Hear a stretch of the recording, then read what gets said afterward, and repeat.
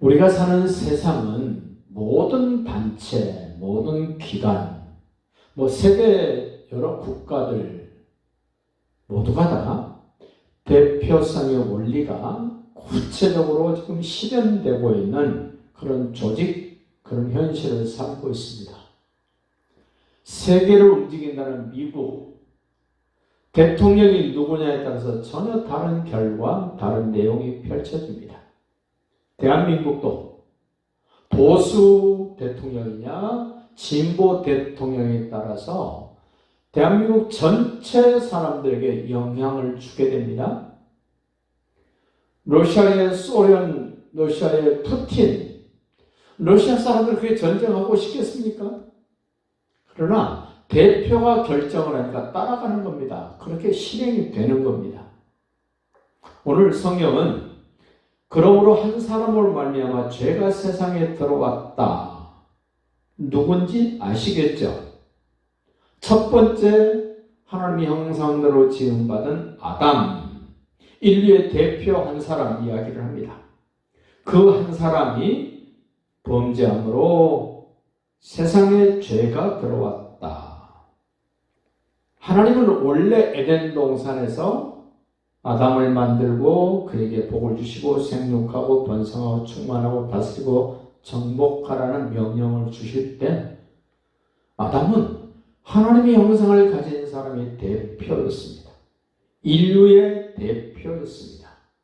그 인류의 대표와 하나님이 약속을 맺었습니다. 언약을 맺었습니다.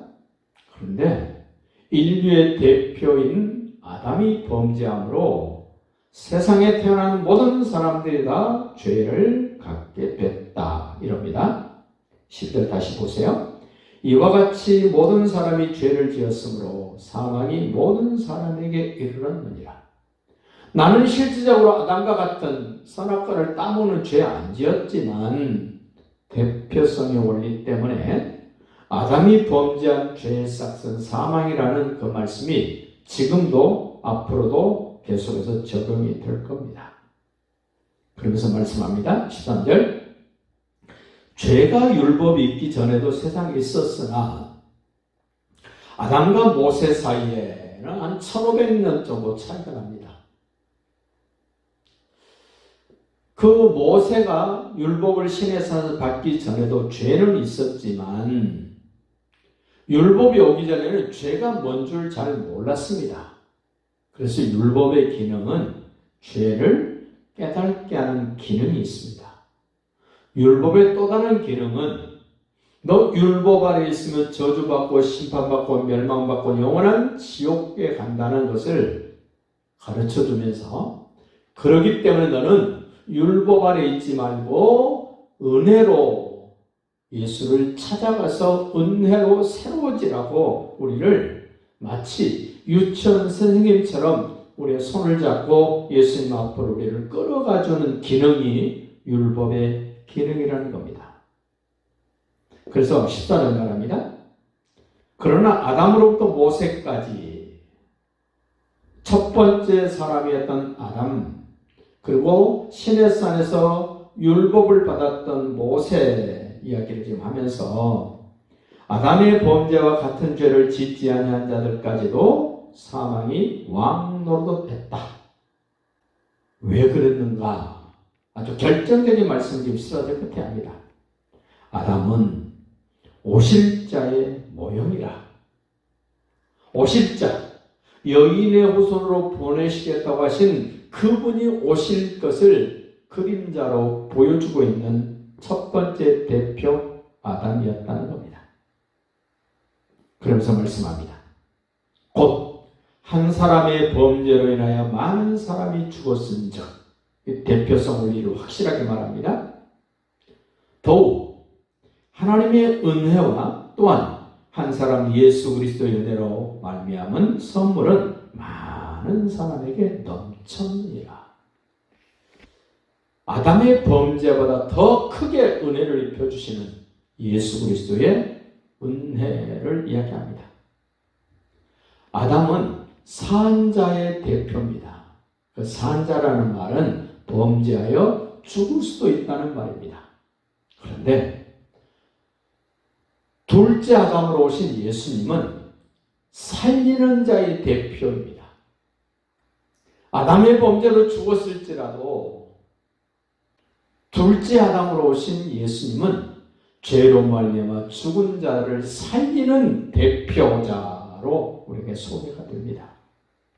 그래서 16절 말씀합니다. 또 이 선물은 은혜로 인하여 많은 사람에게 그 선물이 은혜가 넘친 것 같은 이 선물은 범죄한 한 사람으로 말미암은 것과 같지 아니하니, 아담이 범죄한 거 조금 다르답니다. 그 대표성으로는 더욱 은혜와 의의 선물을 넘치게 받은 자들은 한 분 예수 그리스도를 통하여 생명 안에서 왕노릇하리로다.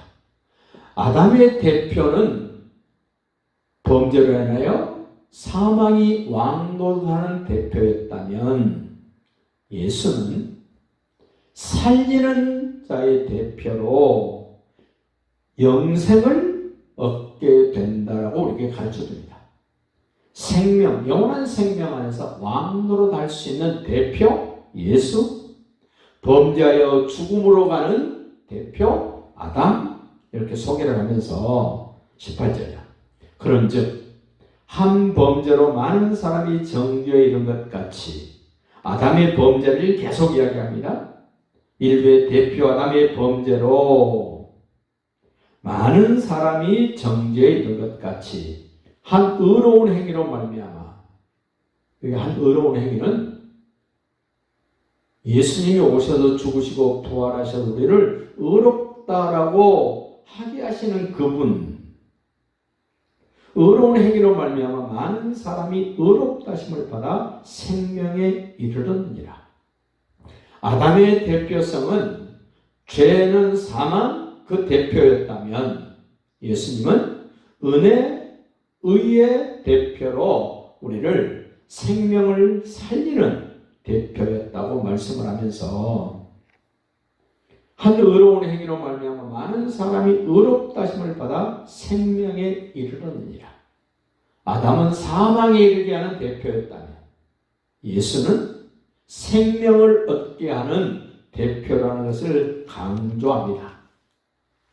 그러면서 하나님의 형상을 가진 아담이 범죄함으로 하나님의 형상이 깨졌습니다.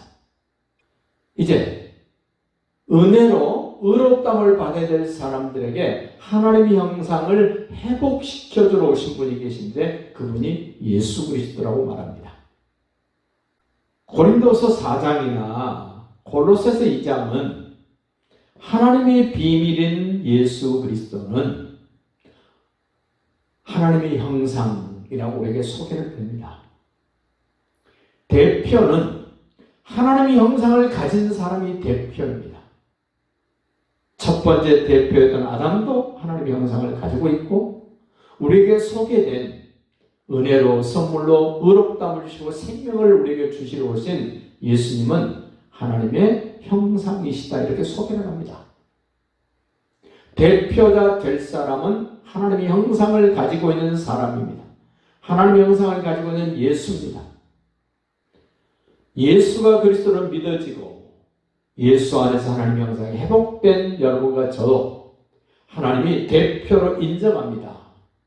내가 가 있는 가정의 대표, 어떤 모임의 대표, 살리는 자의 대표로 예수 안에서 하나님의 형상을 우리에게 회복시켜 주셨다는 것을 생각하면서 19절 봅시다.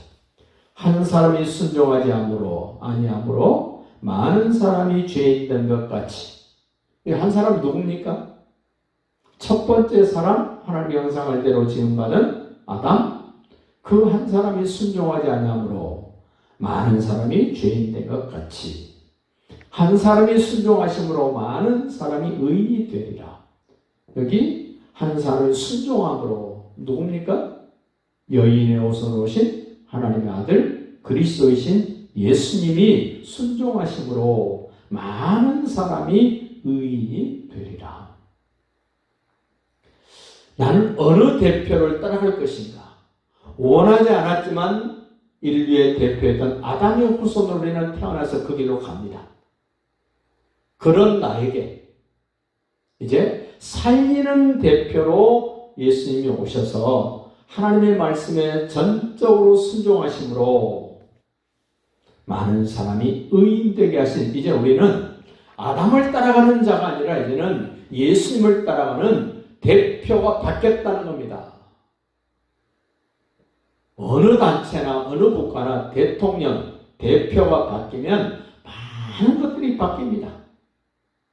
내 영혼의 대표 아담이었는가? 예수인가? 내 인생의 대표 아담인가? 예수인가? 내 영혼의 대표 아담인가? 예수인가? 모든 걸 이제 결정해야 됩니다. 나는 아담을 따라가면 안 됩니다. 살리러 오신 둘째 아담이신 예수님을 나의 대표로 범사에 인정할 수 있기를 바랍니다. 언제 어디서나 나의 대표는 예수입니다. 나의 인생의 모든 것의 결정자는 예수입니다. 첫 번째 아담이었던 그가 범죄함으로 인하여 모든 사람이 그게 영향을 받아버린 것처럼 예수님의 은혜로 순종으로 내 인생을 엄청나게 바꾸어 놓으실 수 있는 예수, 그 한 분의 순종으로 많은 사람이 의인이 된다. 늘 이것을 기억할 수 있기를 바라고, 다시 한번 20절에는 율법의 기능, 은혜의 기능을 소개를 합니다. 율법이 들어온 것은 시내산에서 언약을 맺고 돌판에 새겨준 그 율법이 들어오기 전에는 범죄를 더하게 하려 합니다. 율법이 들어온 것은 범죄를 더하게 하려 합니다. 죄를 지켜 만드는 것이 아니라 무엇이 죄인가를 구체적으로 알아가도록 율법에는 그런 기능이 있다.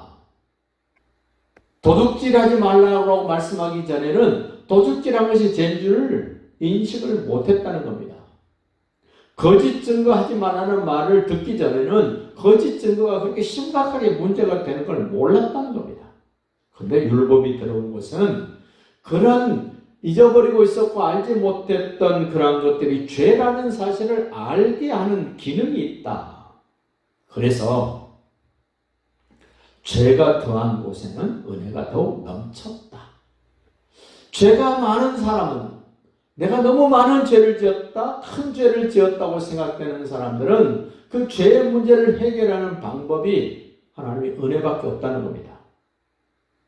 왜 그러는가? 21절 소개합니다. 이는 죄가 사망 안에서 왕노릇한 것 같이, 죄 그러면 아담이에요. 죄는 저주받고 심판받고 멸망받고 영원한 지옥 형벌로 가는 거예요. 그런데 그와 비슷하게 은혜도 또한 의로 말미암아 왕노릇한다.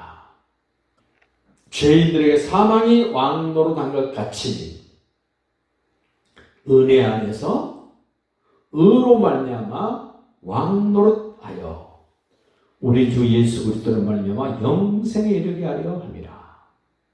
앞에서 말씀드렸던 첫 번째 아담은 다시 오실 그분의 모형, 그림자로 주셨는데 기능이 좀 다르죠.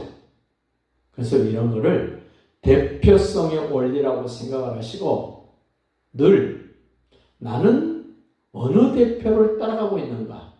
나를 지금 우지자지하면서 나에게 가장 영향을 크게 주는 대표는 누구인가? 예수 믿기 전에는 아담이 대표였습니다. 누구나. 그러나 한 사람은 순종하러 오신 은혜로 우리를 의롭다 하기 위하여 오신 예수님이 오심으로 인하여 나의 대표는 이제 아담이 아니라 예수로 바뀌었습니다. 그 대표가 지시하는 대로, 그 대표가 결정하는 대로, 그분이 말씀하신 대로 나는 영향을 받아야 됩니다. 예수님이 말씀하셨는데 아직도 내가 대표인 것처럼, 아담이 대표인 것처럼 그런 마음, 그런 생각, 그런 모습으로 살아갈 수 없는 사람, 예수님이 대표된 사람은 더 이상 율법에 매여 있을 수 없습니다. 사망에 매여 있을 수 없습니다. 지난날의 삶에 얽매이지 않습니다. 이제 살려주러 오신 예수, 생명을 주러 오신 예수, 은혜로 의롭다함을 선포해 주러 오신 그 예수님이 대표가 됐다면 그분이 만들어 놓은 그 틀, 그분이 만들어 놓은 법칙, 그분이 제시한 그 내용, 그 방법, 그 길로 우리는 가야지 안전합니다. 그 길로 가는 것이 편안합니다. 그 길로 가는 것이 사는 길입니다. 다른 방법 없습니다. 사도 요한이 요한복음 14장에서 말합니다. 나는 곧 그 길이요, 나는 그 진리요, 그 생명이라. 나로 말미암지 않고는 아버지께로 올 자가 없다라고 하신 그 말씀을 기억하시면서 나는 이제부터는 살아도 나의 대표는 예수, 죽어도 나의 대표는 예수, 언제든지 나의 모든 것의 대표는 예수입니다. 예수님이 대표의 깃발을 들면 그 깃발 아래 나는 모여야 됩니다. 그 깃발이 움직이면 나도 따라 움직여야 됩니다. 나의 귀는 대표자 되시는 예수님에게 귀를 기울여야 됩니다. 나의 눈은 대표자 되신 예수님의 시선을 고정시켜야 됩니다. 나의 손발은 그 대표 되신 그분의 지시, 말씀을 따라서 움직여져야 진정한 나의 대표는 예수입니다. 말로는 예수가 대표라고 그러는데 아무런 반응을 보이지 않으면 그 대표 무시하는 겁니다. 그 대표를 대표로 인정하지 않는 사람의 모습이 그렇습니다. 우리 기억합시다. 우리 태어날 때는 아담이 대표된 그런 형태로 태어났습니다. 태어나서 이제 알고 봤더니 내가 죄인인 것이 깨달아져서 나를 살리고 나를 의롭다 하시고 나에게 영생을 주러 오신 그 예수가 나의 대표로 절대로 필요합니다라는 이런 인식, 이런 마음, 이런 고백을 모든 사람 앞에서, 사단마귀 앞에서도, 하나님 앞에서도, 천사들 앞에서도 분명하게 인정하고 고백하면서 이제 예수님 안에서 영생을 누리는 복된 인생 되시기를 예수님의 이름으로 축복합니다.